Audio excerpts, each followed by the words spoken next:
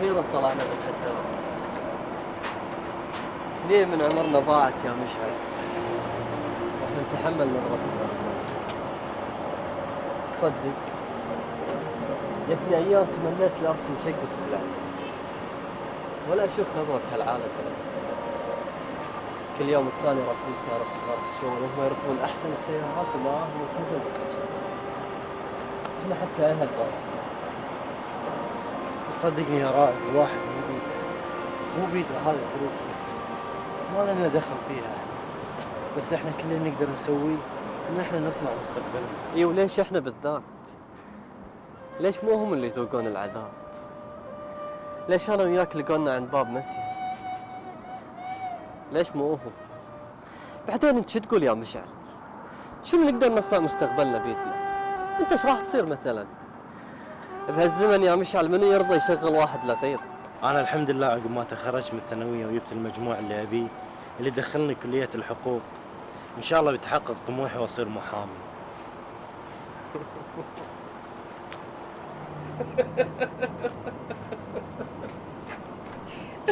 والله ضحكتني يا مشعل على هالكلمة. إلا تقول بتحقق حلمك ها؟ ولا بتصير محامي مرة واحدة؟ يبا أنت بطريقة قاضي يخب عليك، إيش تحكي أنت؟ لا أنت يبا ما عندك سالفة وأنا قاعد أضيع وقتي وياك. عن إذنك حبيبي. زين وين رايح؟ انت رايح ويا سكن طلاب بالجامعه؟ يا حلوك يا مشعل، هي سكن طلاب حبيبي. يبا سكن الطلاب حق هالاشكال الحلوه هذه. انا وين وسكن الطلاب وين؟ تبيني اكمل دراسه بعد؟ لا يبا، انا ريال افكر بعيد بعيد. ابي اصير ريال قوي، والقوي بالفلوس. مو بعيده باكر تلقاني عضو كذي بمجلس الامه. اي ليش لا؟ الفلوس هي اللي تجيب السلطه والنفوذ.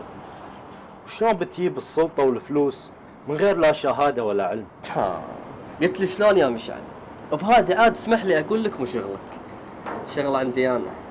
وبالاذن لاني تاخرت على حبيب القلب وخشاب، وهو اللي بيسكنني ويشربني وينومني ويضبطني. لا تتاخر على سكن الطلاب يا طالب المجتهد. سلام.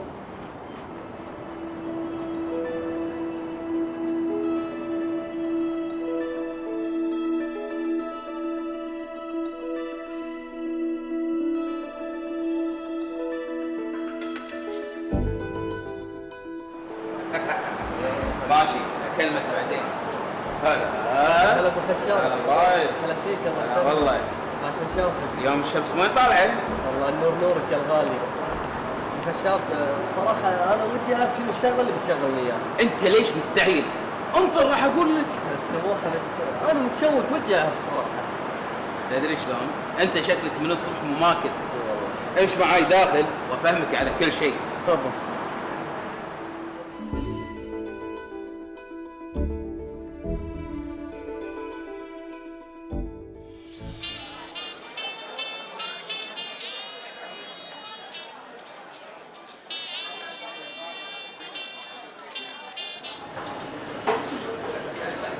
تسمع يا راد، راح اعرفك على وحده راح تدش عليها بنظام الرومانسيه والخرابيط هذه، يعني روميو حضرتك. وبكذي لما تتمكن منها راح تزوجها وتسحب منها كل فلس حمر، وراح تطلقها وتشوف لنا صيده ثانيه. هذا ما وجب، بس النص بالنص يا رائد، سامع؟ حلو الكلام، بس شلون أعرف البنية اللي المفروض ألعب عليها؟ هذا مو شغلي، هذا شغلي أنا اللي راح أدور لك عليها. خذ هاك، هاي 500 دينار، روح نظف نفسك وغير لك هالهدوم هذه، جيب لك هدوم بكانها. أنت فاهم؟ مشكور يا أبو خشاب، يا بعد عمري ما تقصر. وصيتك الأولى راح تكون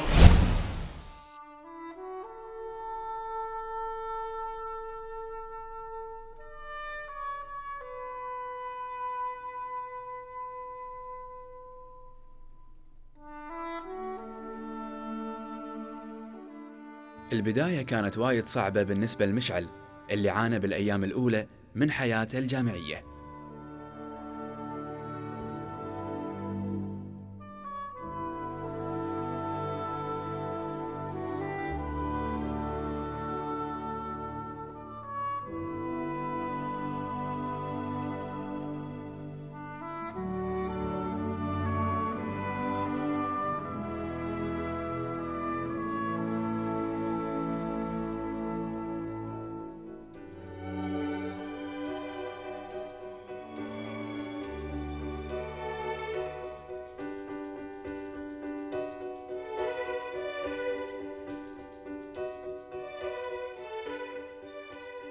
بعكس رائد واللي بخلال فترة قصيرة قدر أنه يحقق حلمه وتزوج زينب.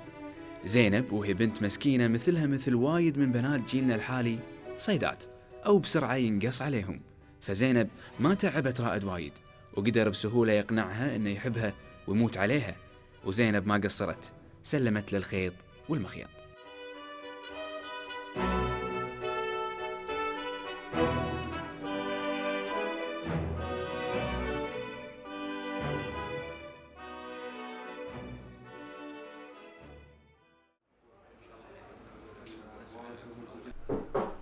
تفضل.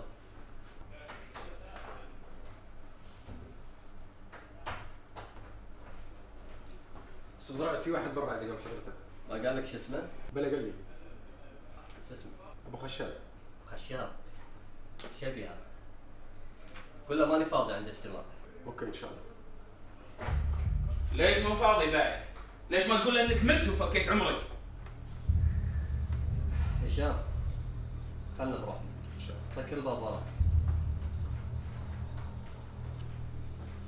اقعد خل نتفاهم. ما راح اتفاهم وياك ولا راح اقعد الا لما ترد لي حقي يا الحرامي. حرامي؟ ليش بايق منك يا؟ تصدق عاد صدقتك؟ لا صدقتك عاد. اسمع يا رائد، من يوم ما تزوجت زينب وعرفتها نسيتني وقمت تتهرب مني. حقي يوصلني يا رائد خلال اسبوع، واذا ما وصلني انت عارف شنو راح اقدر اسوي، فاهم؟ سلام. من اللي ما يحفظك.